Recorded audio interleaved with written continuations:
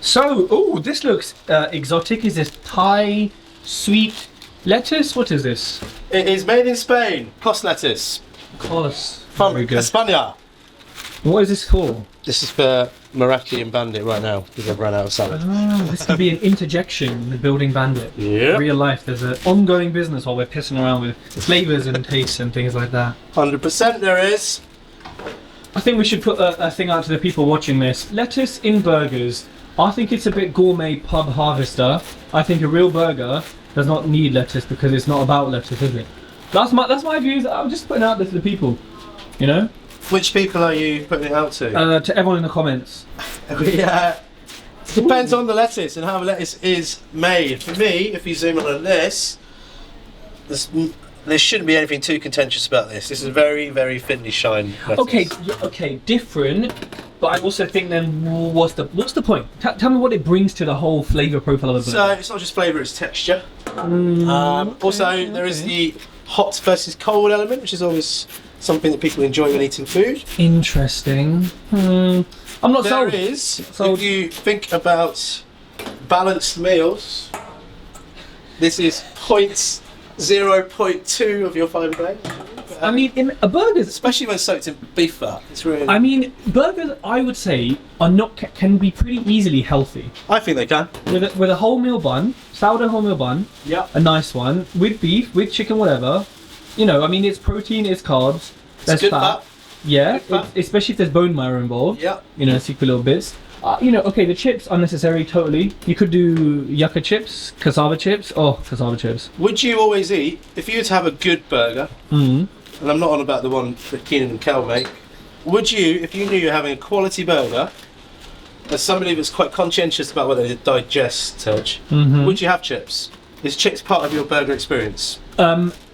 Yes, because I'm eating a burger. Yep. So I may as well go the whole hog, and I'll have enough calories in that I can do it. It's fine. Okay, but in terms of the macros, so you've got carbon protein. I mean, carbs are life. So you have plain flour, it creates like a coagulant. Mm-hmm.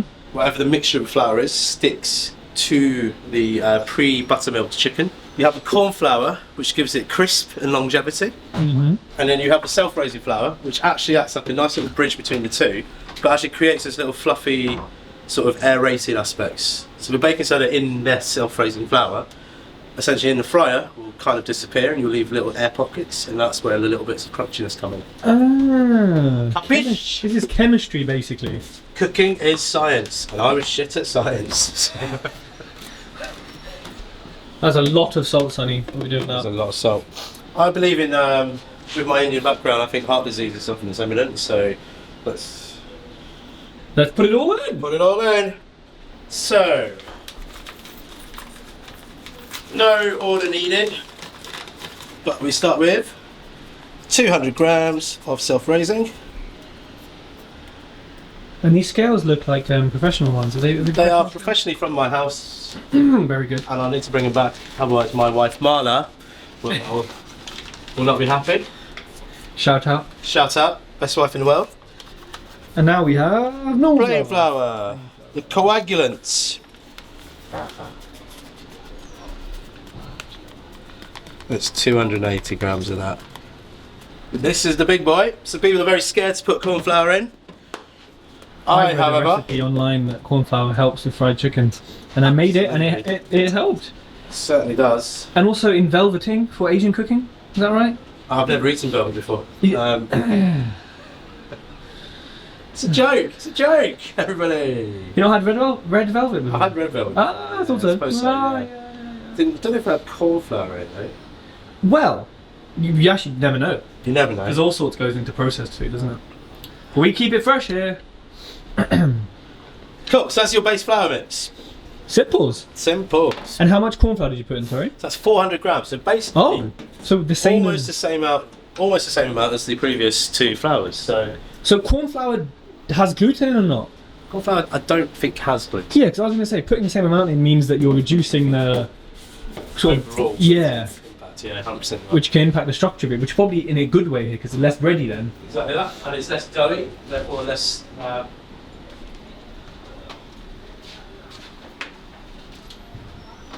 So Sonny, you put your secret ingredients. My special sauce. Secret ingredients into the flour. Oh, it smells like flour. Flour. Yeah. Flour. Wonderful. You can actually smell the spices you put in. It's Yeah. one in particular, I think, which is Yeah. the strongest. I think so. Which is the I don't mind sharing. Which is the ground black pepper. Ah, you're giving away 10% of the secret. Yeah. Exactly 10 ingredients. So well done. Good maths. And that's it. Don't need to do anything to that. It's ready to go.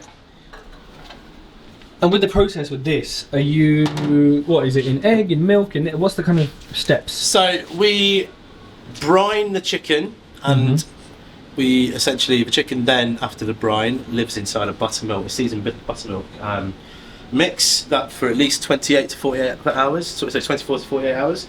From there, the chicken will be nice and tender. It'll be flavoursome. It'll be seasoned, but your tongue will get different flavours at different times, and actually it's all about texture as well. So the chicken will be nice and moist. Everyone loves the word moist. And then we essentially dry off the outside by putting in this flour, and then hit it with a very high heat in the fryer. So it's a single dip, straight into the Single flour, dip, no dip. egg, No egg. Nothing. No egg needed. because the buttermilk is so moist. Absolutely that. So the egg would always act like a binding agent, but the buttermilk in that stage acts like a binding agent. Interesting. And some people double dip their chicken. Double dipping is recommended. I definitely think. Unless it's almost at a party, I would say please don't double Absolutely dip. not. Depending on the kind of party you go to. True, the keys are in the bucket. Some Yeah. parties, if you put your keys in when on the literary, then double dipping is very much expected. Indeed. But yeah, so double dipping is another way as well. Obviously, with the Bandit journey, we are all about experimenting new things as well. So double dipping, I've done it in the past. I think it's a great thing to do. But if this is great as it is, Then then what's why the not? need? Why not leave it as it is? So we're happy days. We always try it with chips from now on, right? Because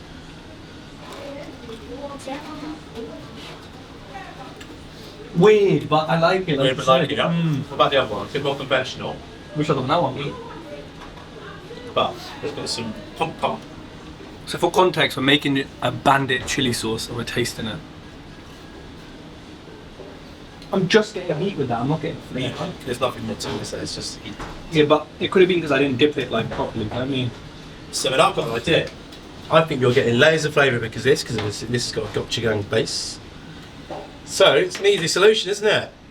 I wonder. Tell me, chef, oh chef. I like the heat on that. Where's that heat from? That heat is from Sriracha as opposed to Gochujang. Okay, have you got my expensive chili things as well for you? Yeah, don't worry, that's coming up next. Well, depending on the time. And for people who don't know, gochujang is Korean hot red pepper paste Red pepper and soybean. with chili, or is the pepper? The pepper is the chili. I thought it was like There is pepper in as well. It's quite a complex sauce. Oh. Another one that potentially is not one that you can make at home, but Yeah. I have it at home. I have tons of it. As in you I make have, it? I have the 3 kilo packet of that exact Jesus. brand. And what? Like, give me some examples of what you use it for. So, we like to eat a lot of Korean food at home anyway, don't we, Marla? Yes, we do. But I add it to just normal conventional eggs for me. So I water that down. Water that down with a little bit of white wine vinegar and a little bit of honey, and then you pop it with some eggs, poached eggs. When they're cooking on. No, Oh, like a dressing. Yeah, on dress, a dressing. You can cook with it. Cause I can't definitely cook with it. I add it to. Sometimes I add it to a curry. It's quite nice. Because I bought the Tesco one. Yeah. And it needs to be a proper That's the Asian good stuff. one. That domestically is the good stuff. In Korea, that is basically like the Tesco one. So there's even better stuff out there. But it's quite niche. Okay. No, there's no heat now. It's not any heat now. That's the problem, isn't it? We need fresh I suppose we need fresh chilies or chili paste in that. But that's giving me wings burgers. Yeah, specifically. This Not is where we're trying to get to. Yeah. Oh, yeah, I like that. Do we add a bit more sriracha? Maybe, because that's where the heat's coming. But that's more ketchup-y, in my opinion, than it is hot. So do we go for Frank's? I mean, red hot for me is more salty than hot. Yeah. None of these are hot. Like, none of these sauces I would be like hot. I'd say salty, sweet, flavour. I wouldn't say hot. What about, is there anything I got hot? Thai chili paste? Yeah, I reckon we can definitely add some of that stuff. Exa, I don't know Exa if it's hot or not. So could be a bit much. We might need a few more chips as well. There we go. I'm excited about this. Thanks for getting me the Rolls Royce. I mean, that's all she had, 15 quid. I'm taking it home with me, unless we're using it. just shrimp and chili. It is. Shrimp is just The water. reason it's expensive is because it's got scallops in it as well. As in Scallops. from the sea. Yeah. Hey. Alright. But you know what? There is something here There for is. people who don't like heat, which is most people. Yeah. Right. So. Grab a chip. No, honestly, this is not hot at all. If you find this hot, I will laugh. But it's Try a little bit. get a good amount. Yeah, get a good amount. Honestly, it's not like we're not tricking you. It's not like ghost.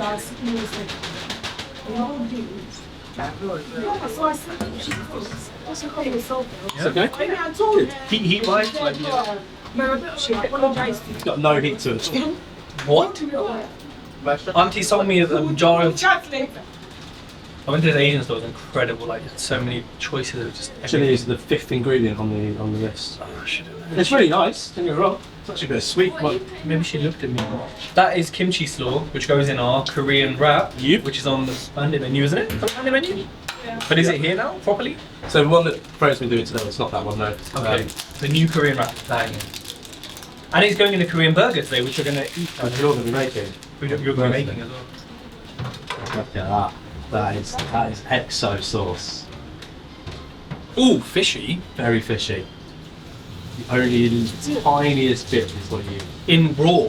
In chili sauce. I think so. Should we try it? Should we try it without? I've got to try some of that. What I generally do is use the oil. But then, If shit falls out, then that's fine. but then you run out of oil eventually. Not if you top it up. Yeah. That's shrimps. So many shrimps. Shrimp and scallop. Better wash that, please. Put it back in there, please. No. No? No. Right, so I'll spend 15 quid on that for what? For you?